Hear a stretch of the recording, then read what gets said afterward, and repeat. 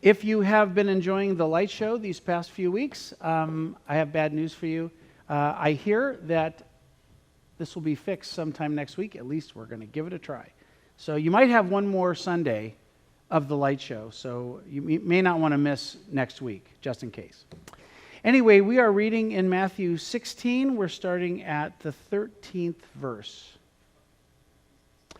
Now, when Jesus came into the district of Caesarea Philippi, he asked his disciples, "Who do people say that the Son of Man is?"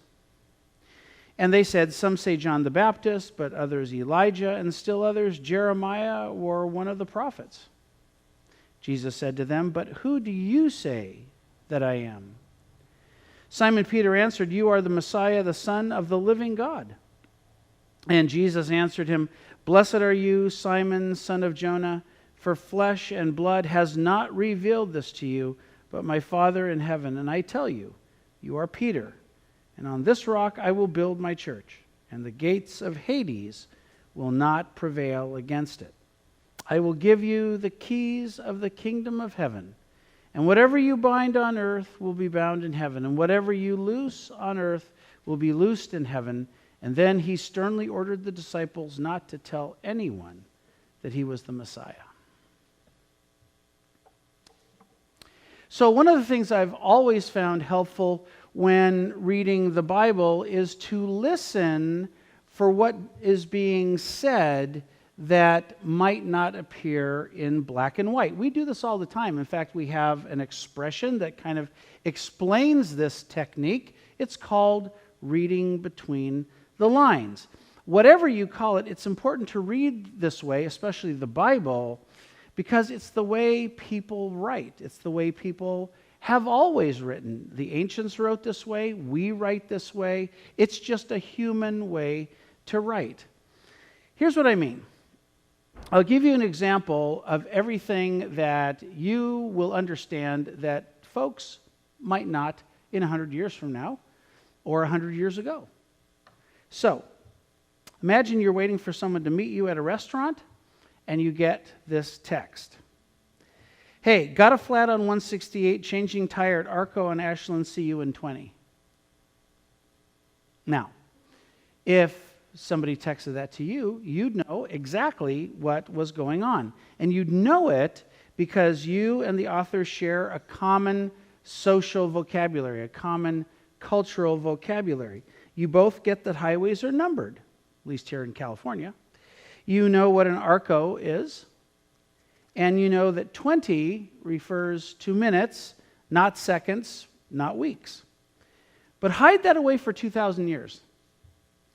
And deciphering these simple cultural touch points might be very hard, might be next to impossible, unless a person reads back into history and somehow has gotten a feel for the social cultural vocabulary of the time that the writer and the original recipient just knew because they breathed the air of those days.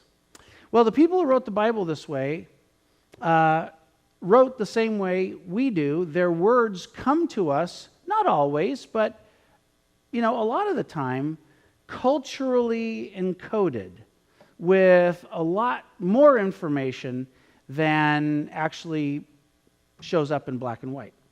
And that's what a careful reading of the Bible will allow the reader to do. Will allow the reader to understand what isn't written down, but is still there, is still part of the story. Sometimes knowing this will just add color and texture and maybe interest to what you're reading. But sometimes this information is critical to understanding the text, even though it isn't in print. And that's the case with our story today. This is a very well-known story. It appears here in Matthew and in shorter form both in Mark and Luke. It's Peter's shining moment. But this time, where it happens is as important as what happens. Here's what I mean. We know the story takes place in the district of Caesarea Philippi. And this is an interesting place. long associated with a variety of gods and demigods and all those kinds of guys who ran around back in those days. In Canaanite times, before the Israelites take possession of the land, it was associated with the worship of the Canaanite god Baal. You've heard his name. He shows up a lot in the Old Testament. In the Greek period, it was known as Paneas because of its association with Pan, the god of desolate places, probably because it's kind of a desolate place, located at the foot of Mount Hermon. Under Herod the Great, it was renamed Caesarea in honor of Herod's patron and sort of protector, Caesar, the emperor of Rome, Caesar Tiberius.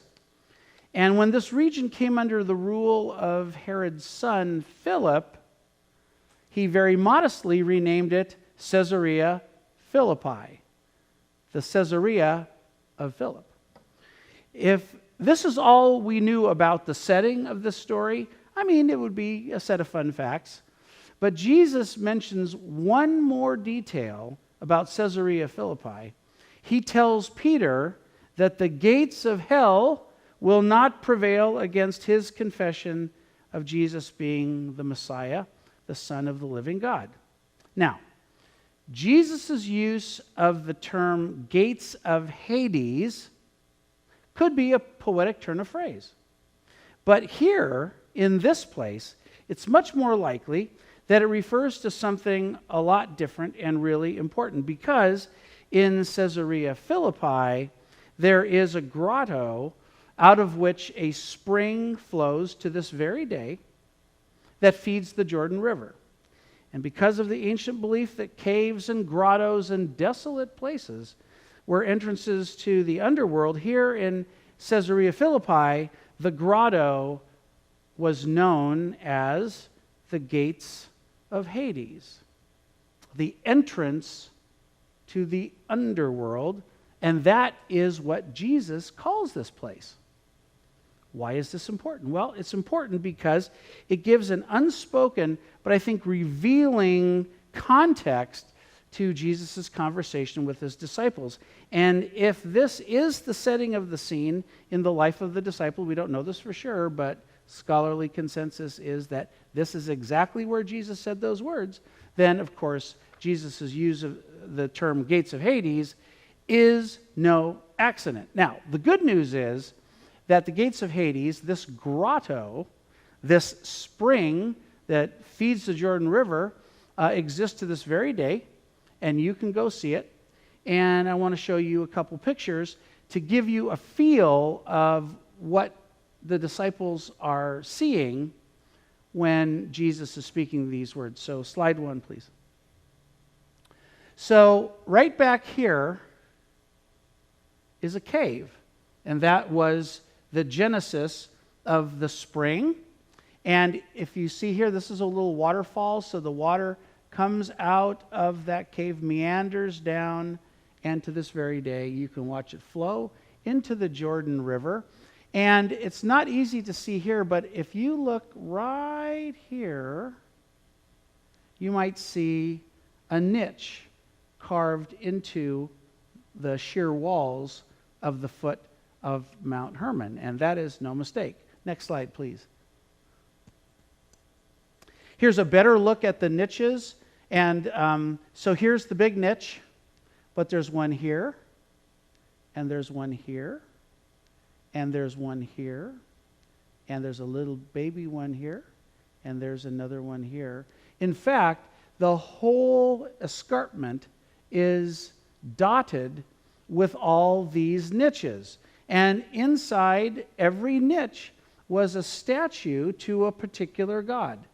So sort of get this picture in your head when Jesus responds to Peter's claim that he is Son of the living God. He's doing it under the shadow of all these mute false gods staring down at them from the heights. This is the scene in which the disciples would have had Peter's confession sort of ringing in their ears. Last slide, please. This is what scholars think, because of archaeological evidence, it would have looked like near Jesus' time. So there is one temple, two temples, one to Pan, one they think to, I don't know, the god of love. One can only imagine what happens in that building. And then there are places for sacrifices and walkways. And you can see that, people, here's that big niche, and here are the little niches. And right there, it's hard to see, but there is a statue of a god in there. So this was the convergence of layer after layer after layer of pagan worship. And I think it is the perfect setting for Jesus to receive Peter's confession that he is the living God, in contrast to all the statue gods that cannot move, cannot speak, cannot do anything. So with all these gods in the background, then, Jesus pops the question, who do you say I am? With all these gods in the background, who do you say I am?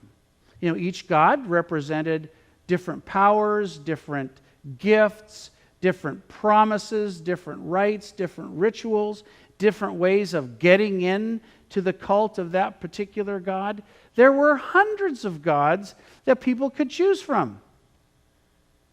So I think underneath Jesus's "who do you say that I am" is another question, and it is in this grand spectrum of all these gods, will you choose me? Will you belong to me?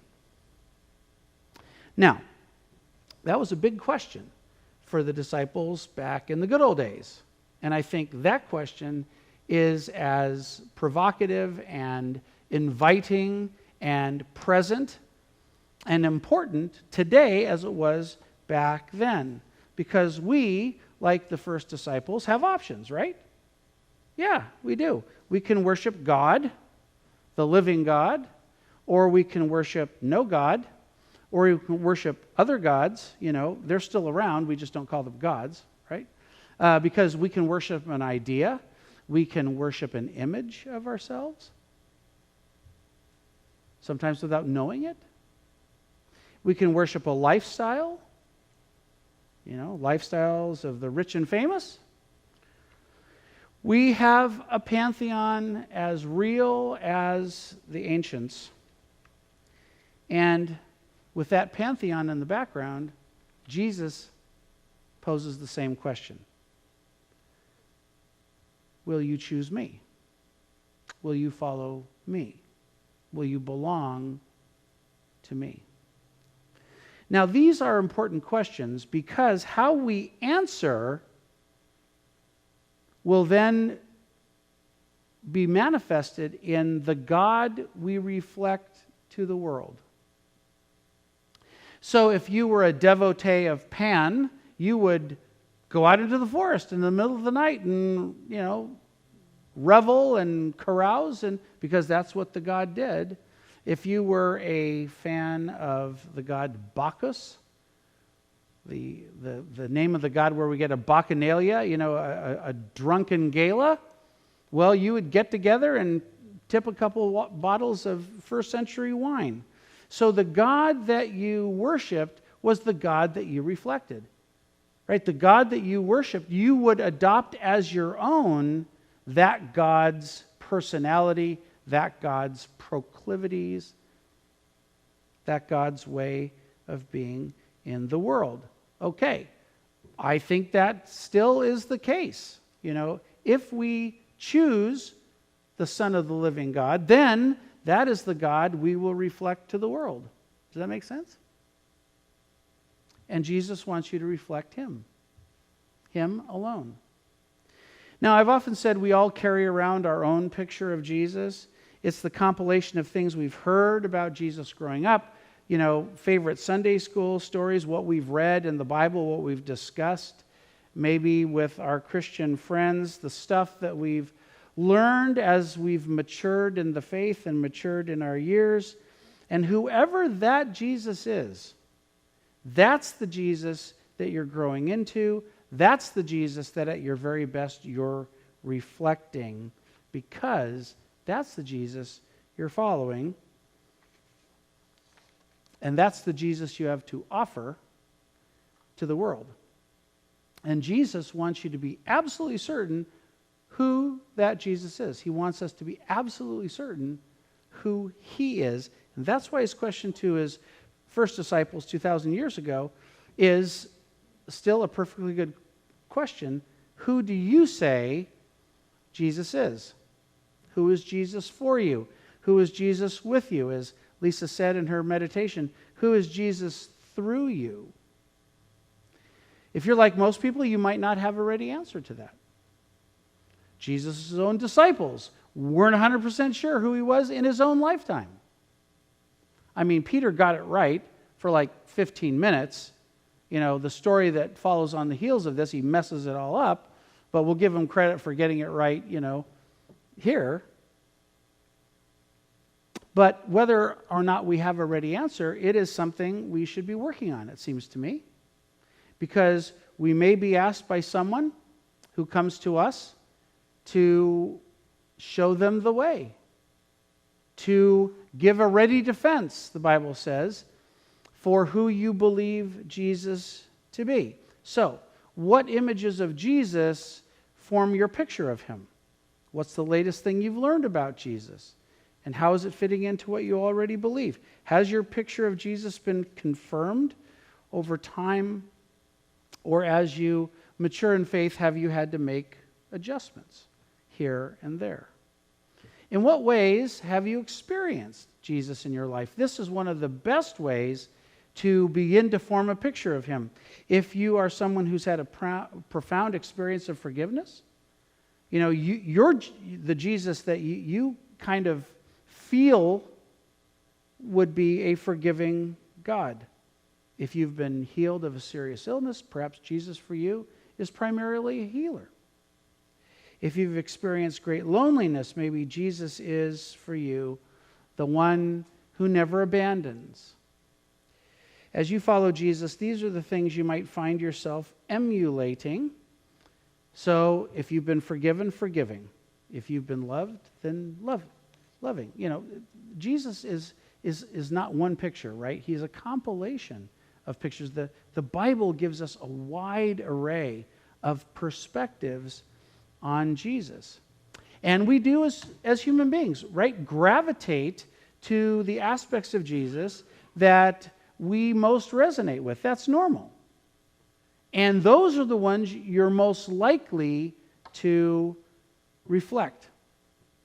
And that's great. That's exactly what Jesus wants you to be doing, as long as your Jesus reflects the authentic Jesus. I think one of the reasons Jesus asks his disciples who he is, where he does, is to clue them into who he isn't, as much as tease out of them who he is. He isn't like the capricious and vengeful gods of the Greek and Roman pantheon or the bloodthirsty gods of the Canaanites. He's more powerful than all the assembled forces of all those mute stone idols staring down at the disciples and all the assembled powers of evil. He says so himself in our reading for today, that the gates of Hades, all these guys, will not be able to prevail. But does he win the war with violence? No. With revenge? No. With trickery? No. All attributes of the gods up in the niches. He will win this victory with love. A love that's so strong, it sometimes surrenders itself. And this is, again, where Peter will sort of get himself in trouble in the story following on the heels of this one, because for Peter and Israel,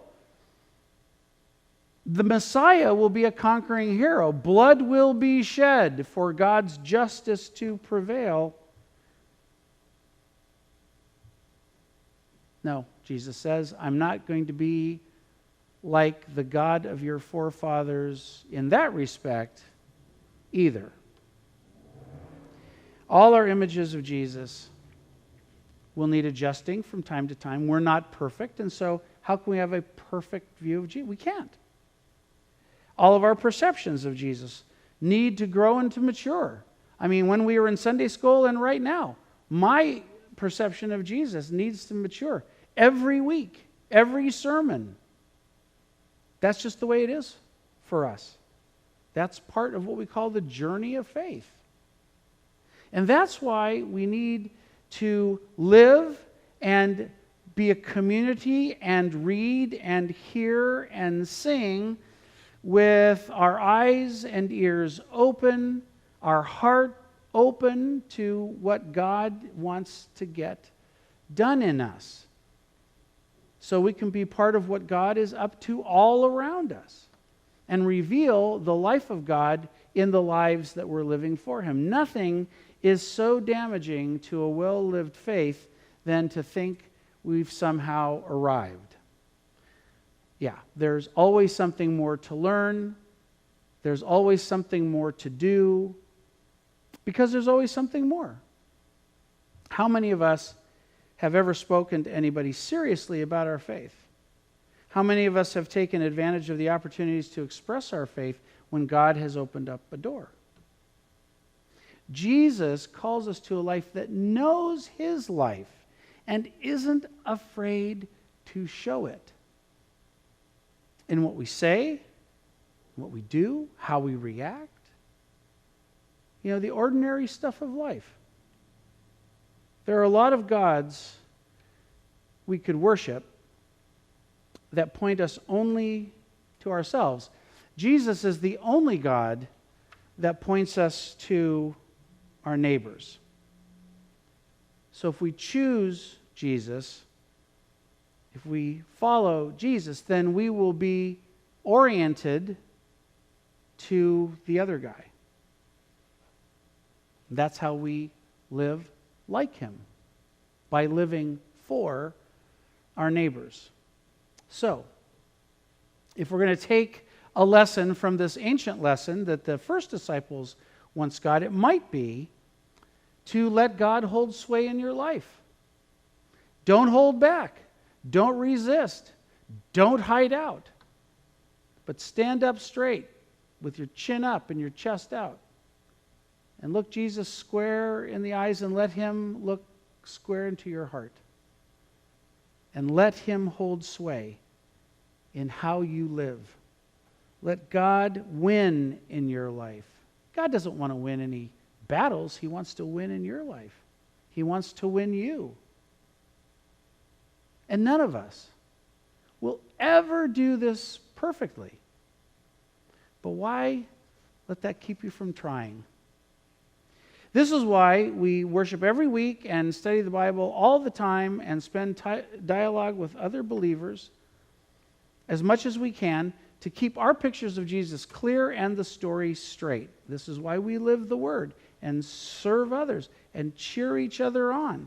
So the picture we have of Jesus shows up in the way we experience our neighbors and how they experience us. This is why we take prayer seriously. Because these are the gifts we've been given to see Jesus for who He really is and to offer Him honestly and authentically to the world. I am sure that almost every single one of you have heard something from somebody else about Jesus that doesn't ring true. Right? So everything we do and everything we say and everything we present as His people must. That's how we keep the story straight. These are the ways we answer Jesus' big question: who do you say that I am? So think about that, wouldn't you? Who do you say he is? And by the way, Jesus isn't asking who somebody said you must believe him to be. Jesus wants to know who you believe him to be. Sure, we've got traditions and confessions that help us frame the picture. But the picture itself, well, that's between the Bible and you. All these things play a role in how we get a real picture of the Jesus of the Bible. This is how we align our lives to the real life of the Jesus of the Bible, the Jesus of Peter's confession. And this is how we find the courage to live out the Jesus living in us, the real Jesus, the Jesus who's calling you ever deeper into his life, the Jesus who wants more than anything for you not only to choose him as your one and only, but to become just like him and to take your place in advancing his legacy of love.